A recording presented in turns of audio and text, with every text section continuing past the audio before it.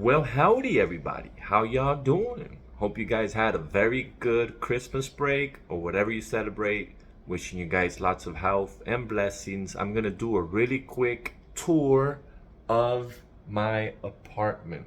As you see right there, got the little ring light, and I also just realized that you could power it with a power bank. So that's a really good thing to have in case I need to take it on the go, which I probably would never do anyways. But this is my apartment here in Buenos Aires, Argentina.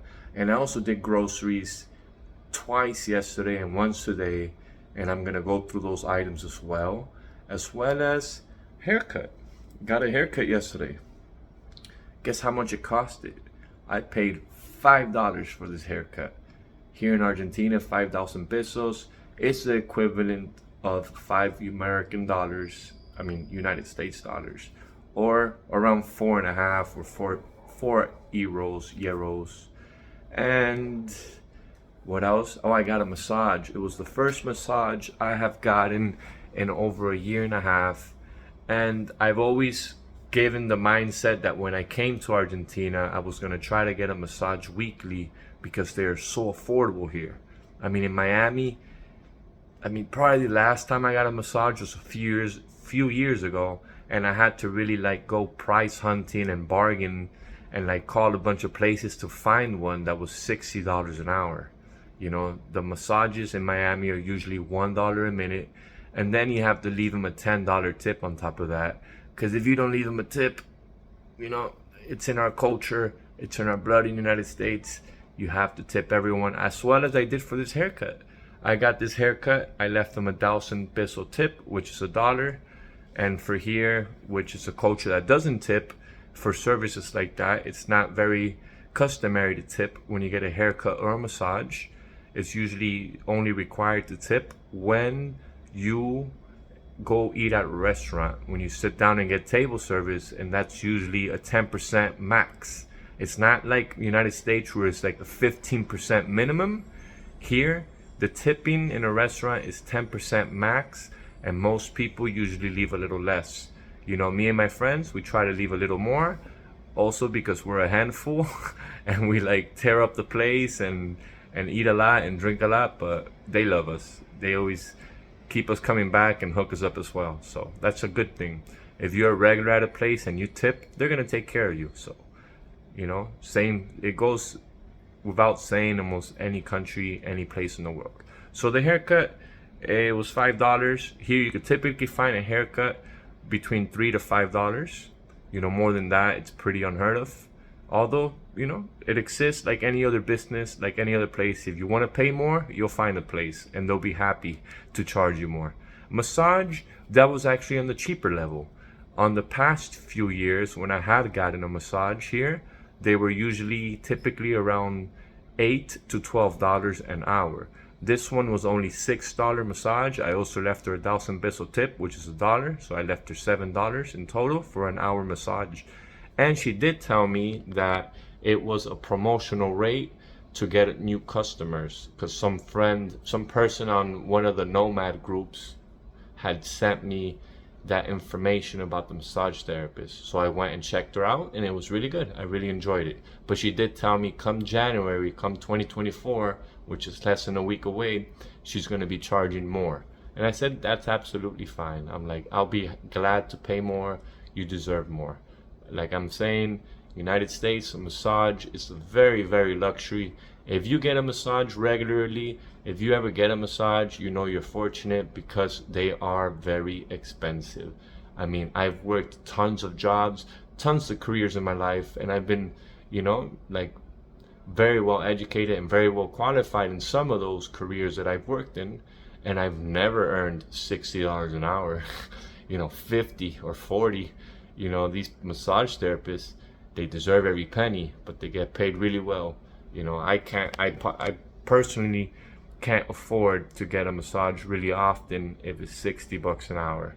And in the United States, at least in South Florida and many other states, it's unheard of. I was actually very happy in New York.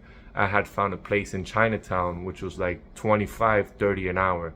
Same thing as Los Angeles. In what they call that, Sunset Boulevard, you know, one of the most popular avenues. There was a massage place for like $25 an hour. I think that was like a foot massage that I did. It was the first time trying it out, reflexology, and it was amazing, you know, like especially after walking so much, when you're traveling, when you're vacationing, when you're exploring a new town, you know, the right way to do it is on foot. Public transportation, taxis, Ubers, whatever it may be. But if you really want to get to know a new city, you need to walk a lot. And that's very painful for my legs, for my feet at least. So I was very happy to find a massage for $25 an hour. And I'm extremely jubilant to have found cheap massages here in Argentina. But I'll leave it at that to show you.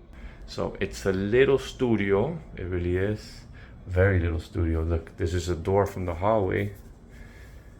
And like, that's where it ends. You know, you have the closets, you have the bed, the TV, the fridge, the kitchen, and the AC and the balcony. But the layout is just perfect. You know, as soon as you come in, you can hang your hats, your shoes, and you have a very big double closet, more than enough space to store my stuff. You have the bathroom, very comfortable. The bathroom's big, with the bidet, which is very standard in Argentina. You need a clean tush. You need to clean your bum. That's probably one of the reasons why they're known as being very laid back and chilled, you know, like a chilled vibe and atmosphere. Because that does wonders. All kidding aside. Full shower with a tub, and the pressure is pretty awesome here. So, you know, pretty decent. Closet, like I told you, I won't show you much. Oh, I forgot I had this option. But you see, it's got shelves, and then it's got to hang your clothes. And I put my luggage there. Same thing on the other side. They're both the same. Oh, sorry, I turned off the light. But let me show you with this lens, since this lens is wider. And now we're gonna go to the bedroom. So that was the hallway. This is the bedroom. You got a nice TV. I love that it has, you know, the really good mount that you could twist and turn.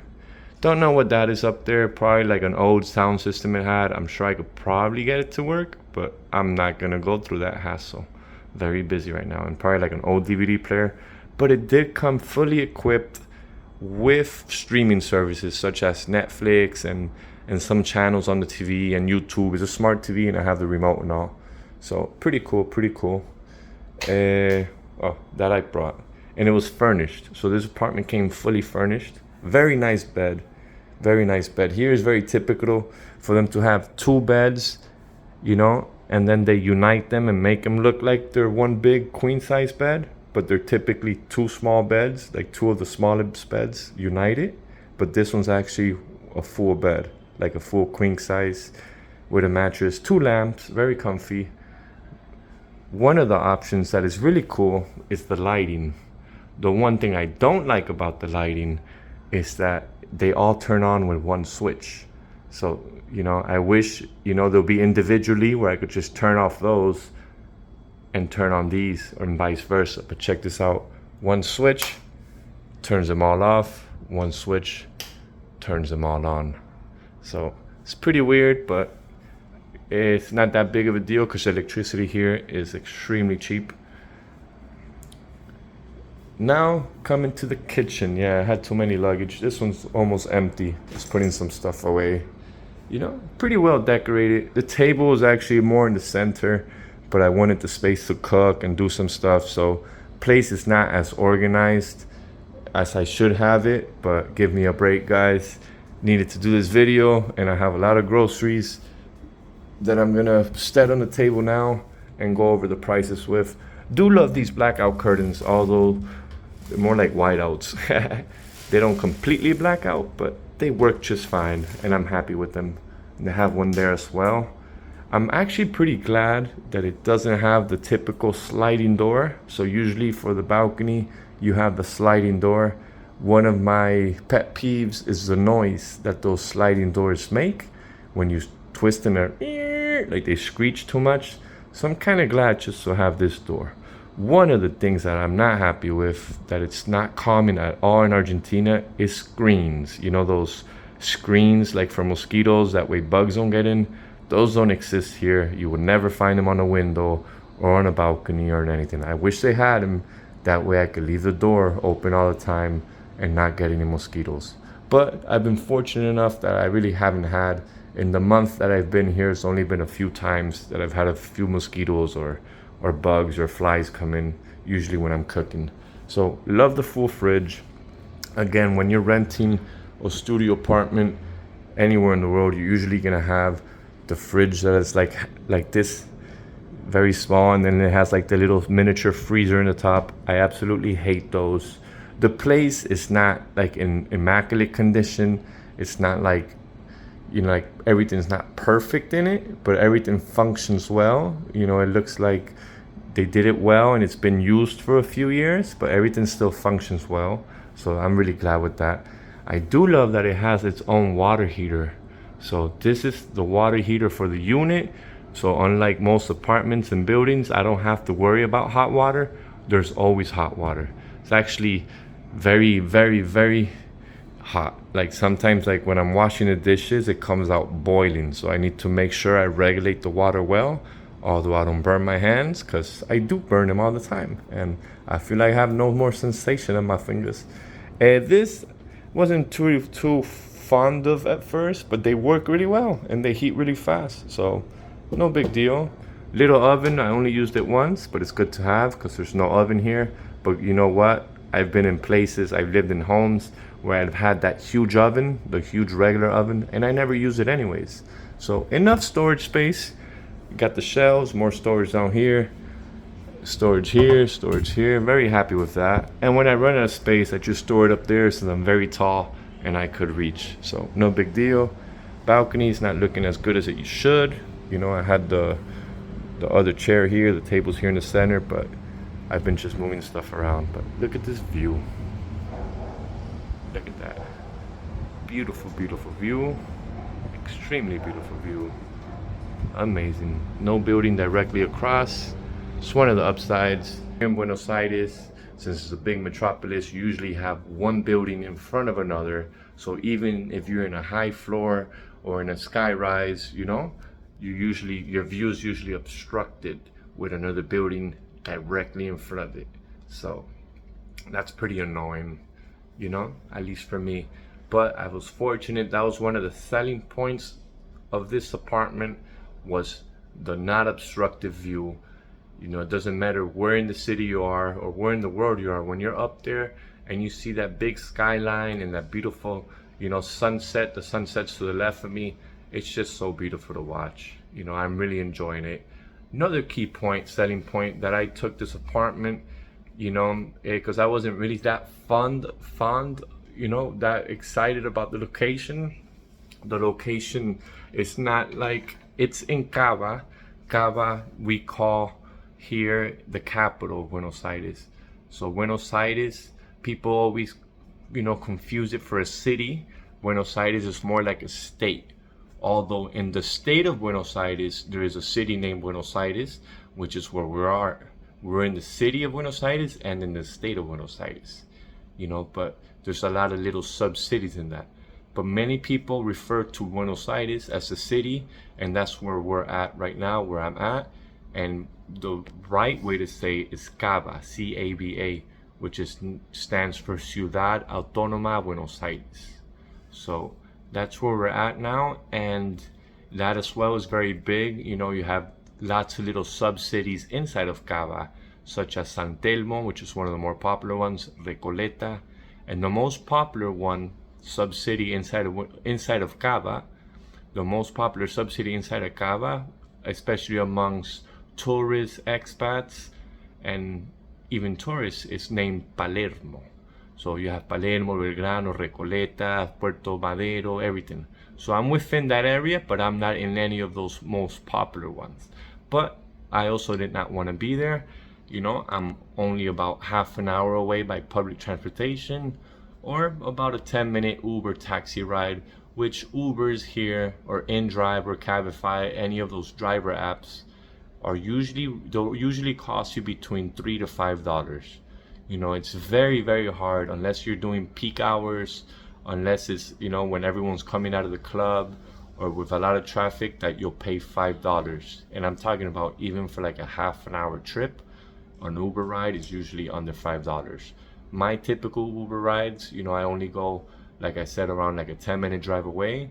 I usually pay around $2 to $3, you know, with the conversion rate, of course.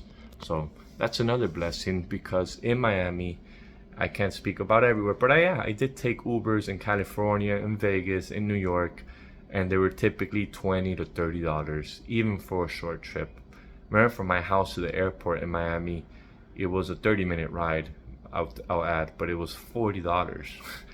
$40. That was like, man, put a hole in my pocket. It doesn't, like, because I have a car, you know, I drive, and it's already costs money to pay for your registration, your license renewal, the insurance, and everything else, and maintain your car and put gasoline in it. But I couldn't take it and leave it at the airport, and I didn't want to bother anyone, so I took an Uber to the airport. That was $40. That hurts. So here, you know, $4. So I'll take that. That's why sometimes I really love the public transportation here in Buenos Aires. It works pretty good, especially if you're in the more popular areas. If you're in a more popular area, you know, they pass very frequent. Talking about the buses, they pass usually every 5 minutes, 10 minutes, 15 minutes, you know, and they run 24 hours a day, you know. And during the day, the subway usually cuts off at 11 or 12 at night, but during the day you have subways that cut through the whole city, and that's really helpful too. If you live anywhere near a subway line, really helps, you know, ease the public transportation and helps you get around. So I really love that about this city as well. So I may not do the grocery shopping today, so stay tuned, make sure to subscribe, and tomorrow I'll post that video about the prices on groceries. This time I got 3 different cuts of meats. I got pork and 2 different other meats that, you know, like steaks and stuff that you cook or put in the grill. And I also got lots of veggies. This time I got lots of veggies, which I usually don't do, but I got all sorts and a big variety of vegetables. So if you want to see what the prices of vegetables, meats, peanut butter, and all types of other grocery items is, you know, even champagne. I even got some champagne for under $2 a bottle, and it wasn't the cheap one. I mean it's a cheap one, but I'm saying they had a lot cheaper champagnes. I got this one because my friends are the ones that told me they really liked it. I'm not big in champagne at all. I personally don't like champagne. It tastes bubbly, it tastes fizzy. I don't mind the taste. It just makes me feel weird at all. It's not my preferred drink at all, but I'm not a party pooper, and if people are celebrating or cheering or celebrating a New Year's or Christmas or a special occasion or making a toast, I'm gonna have it and I'm gonna drink it, and I might even serve myself another one. So that goes to show you gotta be cool, you gotta go with the flow. Always have your limits. Something that makes you feel bad or something that makes you feel uncomfortable or something that you don't like, you could also learn to say no and not be a part of it. Doesn't make me feel that bad. That's why. Doesn't make me feel that bad. I personally don't enjoy it. It's not my preferred, but I'll never turn down a drink. So I don't know what I'm talking about now. I'm sleepy. Did I say that this building has a pool and a gym? This building has a pool and a gym. So I'll show that to you. This is like a little quick interview of, a little quick tour of the apartment. Tomorrow I'll make a better video. I just wanted to clean up the place a little more. I did get it a little organized where I could presentable, you know, where I could show you the apartment. But tomorrow I'll make a full interview and I'll tell you how much I'm paying. I'll tell you this, I'm paying cheap in comparison to United States.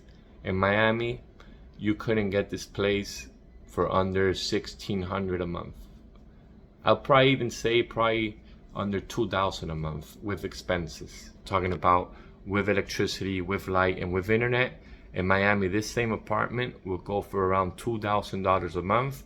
I could feel confident enough to say that probably in Los Angeles and in New York, it'll probably go for just about the same or probably a little more. But here, with everything included, with electricity included, with internet included, with water, with everything included, I am paying, take a look at the comment section. I'll tell you how much I'm paying in the comment section. But make sure to subscribe and drop me a like. Take care, guys. Thanks for watching.